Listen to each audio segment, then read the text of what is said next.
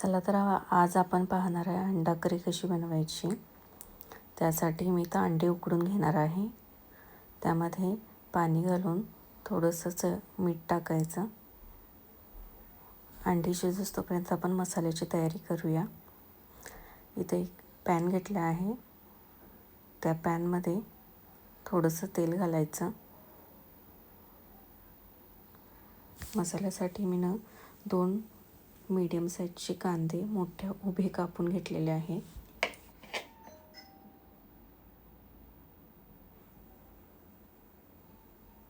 त्यानंतर एक मोठासा टोमॅटो तो चांगला भाजून घ्यायचा।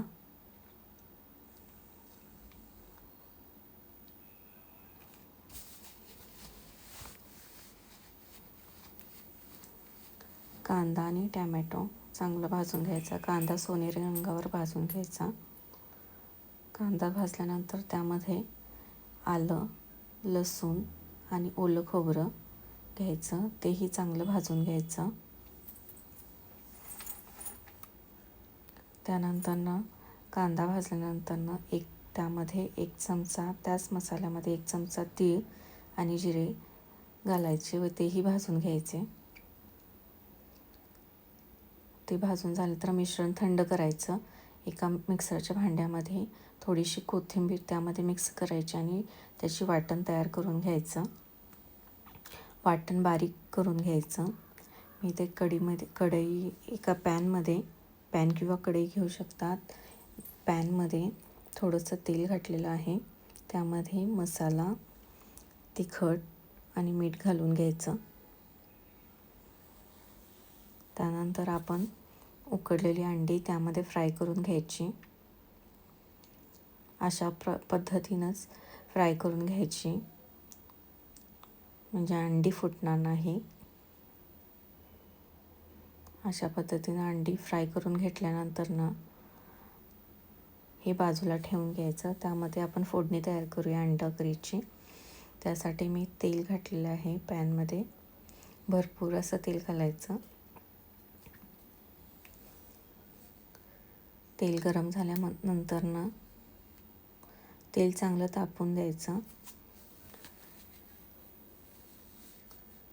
तेल तापल्यानंतर त्यामध्ये जिरे टाकायचे। जिरे चांगले तडतडून द्यायचे। जिरे तडतडल्यानंतर आपण जो बारीक केलेला मसाला आहे तो तेलामध्ये घालून घ्यायचा।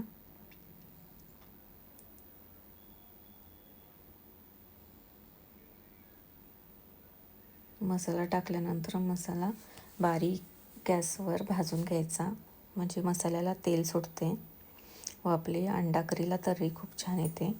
बघू शकता आपला मसाला चांगला भाजलेला आहे। त्यामध्ये आपल्या आवडीनुसार तिखट घालू शकता। मी इथे 1.5 चमचा तिखट घातलेला आहे। 1 चमचाभर मसाला, चवीनुसार मीठ टाकायचं। तेही मिश्रण चांगले भाजून घ्यायचं। ज्या बाउलमध्ये आपण मसाला काढला होता त्याच बाउलमध्ये मी गरम पाणी घालून विसळून घेणार आहे। ते या पॅनमध्ये मसाल्यामध्ये टाकायचं व ते चांगलं शिजवून घ्यायचं। आपण जे फ्राय केलेले अंडी आहेत ती पॅनमध्ये टाकायची व चांगली उकळी येऊस्तोपर्यंत त्याला शिजवून घ्यायचं, म्हणजे तर्री छान येते। बघू शकता आपले अंडा करी तयार आहे। त्यावर कोथिंबीर टाकायची। आपल्या आवडीनुसार तुम्ही पाणी घालू शकता। व्हिडिओ जर आवडला असेल तर लाईक करा, सबस्क्राईब करा।